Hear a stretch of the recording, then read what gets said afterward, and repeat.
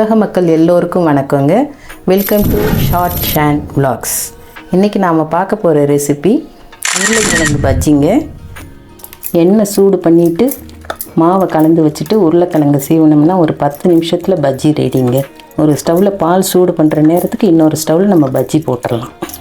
இந்த பஜ்ஜிக்கு தேவையான பொருட்களும் அது எப்படி செய்யலாங்கிற செய்முறை விளக்கமும் பார்க்கலாங்க.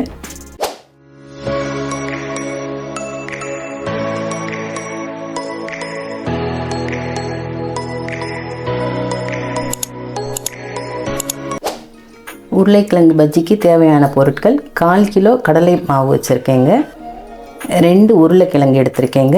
இங்கே பாருங்கள், உருளைக்கிழங்கு பெரிய சைஸாக போட்டால் நல்லா இருக்குங்க பஜ்ஜிக்கு, அதனால் பெருசாக எடுத்திருக்கேன்.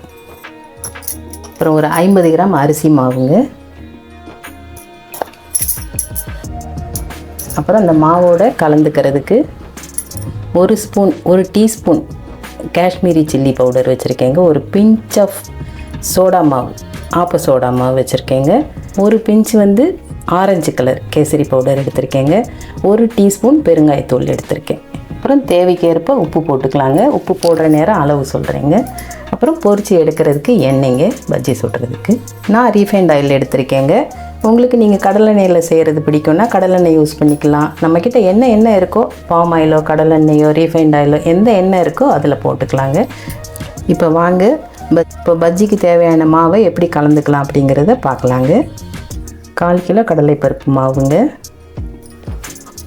50 கிராம் அரிசி மாவுங்க, 1 டீஸ்பூன் பெருங்காயத்தூள், 1 டீஸ்பூன் காஷ்மீரி சில்லி பவுடர். நம்மக்கிட்ட நார்மல் சில்லி பவுடர் இருந்தாலும் போட்டுக்கலாங்க, இதுதான் போடணும்னு அவசியம் இல்லை. 1 பிஞ்ச் சோடா மாவு, 1 பிஞ்ச் கேசரி பவுடர் கலருக்காக. இப்போ இந்த பஜ்ஜிக்கு தேவையான அளவு உப்புங்க, 1 டீஸ்பூன் போடுறேங்க. பார்த்துட்டு நம்ம போட்டுக்கலாம். இவ்வளோ தாங்க இதுக்கு தேவையான பொருட்கள். இப்போ நல்லா கலந்து விட்டு தண்ணி ஊற்றி கரைச்சிக்கலாங்க. தண்ணி கொஞ்சம் கொஞ்சமாக ஊற்றி கரைச்சிக்கலாம். நல்லா மிக்ஸ் பண்ணிடலாம். ஃபஸ்ட்டு ரெடிமேட் பஜ்ஜி மாவுலாம் நிறைய இருக்குங்க. அதெல்லாம் விட நாமளே இப்போ மாவு கலந்து இந்த மாதிரி செய்கிறது ரொம்ப உடம்புக்கு ரொம்ப ஆரோக்கியமாக இருக்குங்க. அதனால் நீங்கள் இப்படி கலந்து செய்து எல்லோருக்கும் கொடுக்கலாம். டேஸ்ட்டும் ரொம்ப நல்லாயிருக்கும். இப்போ தண்ணி ஊற்றி கலந்துக்கலாங்க.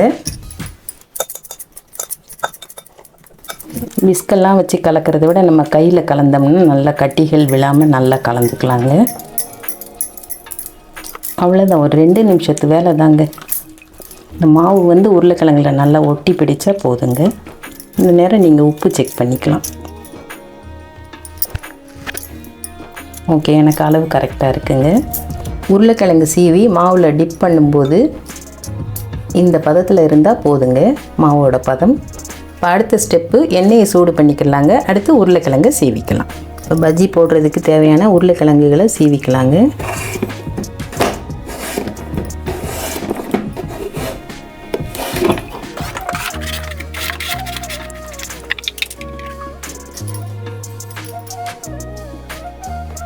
ஸ்லைஸுகள் இந்த அளவு இருந்தால் போதுங்க.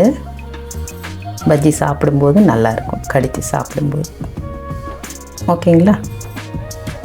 ஃபஸ்ட்டு மாவு கலந்தாச்சுங்க, 2வது எண்ணெயை சூடு பண்ணியாச்சு, 3வது உருளைக்கிழங்கு சீவியாச்சு. இப்போ உருளைக்கிழங்கு மாவில் டிப் பண்ணி ஆயிலில் போடலாங்க.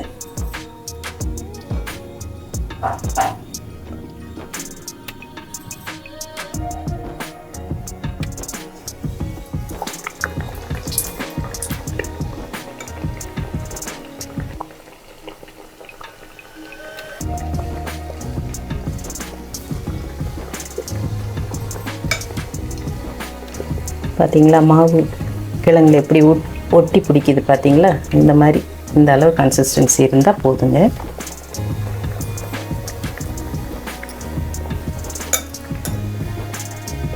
இந்த மாதிரி ஒட்டி பிடிக்கணுங்க.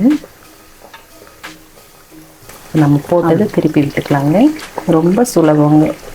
உருளைக்கிழங்கு சீவிட்டு அதுக்கு உப்பு போடணும் அதெல்லாம் அவசியமே இல்லைங்க. மாவில் இருக்க உப்பே அந்த உருளைக்கிழங்குலையும் கரெக்டாக இருக்குங்க.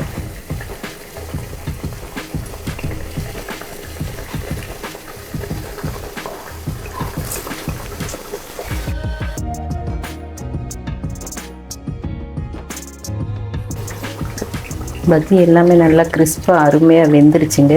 இப்போ ஒன்று ஒன்றா எடுத்துக்கலாங்க.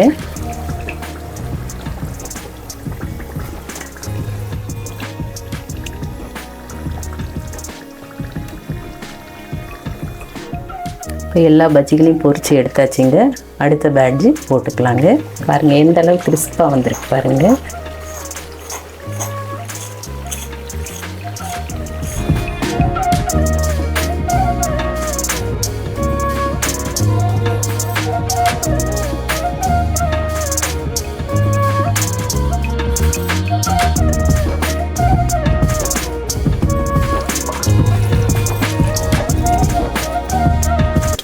இப்போ நம்ம எடுத்த பஜ்ஜிகள் எவ்வளோ அருமையாக வந்திருக்கு பாருங்கள்.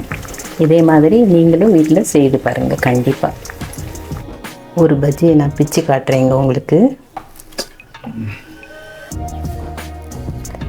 பாருங்கள் நம்ம சுட்ட பஜ்ஜி எவ்வளோ அருமையாக வந்திருக்குன்னு. உள்ளே இருக்க கிழங்குலாம் நல்லா வெந்து சூப்பராக வந்திருக்குங்க. நீங்களும் இதை கண்டிப்பாக ட்ரை பண்ணுங்கள். சூடான உருளைக்கிழங்கு பஜ்ஜியும் சுவையான தேங்காய் சட்னியும் சூப்பரான ஒரு காஃபியும் வச்சு ஈவினிங் நேரத்தில் நீங்களும் இதெல்லாம் செய்து சாப்பிட்டு பாருங்கள். இந்த ரெசிபி உங்களுக்கு எல்லோருக்கும் பிடிச்சிருக்கும்னு நினைக்கிறேன். எல்லோருக்கும் பிடிச்சிருந்ததுன்னா லைக் பண்ணுங்கள், ஷேர் பண்ணுங்கள், சப்ஸ்கிரைப் பண்ணுங்கள், கமெண்ட் பண்ணுங்கள். தேங்க்யூ.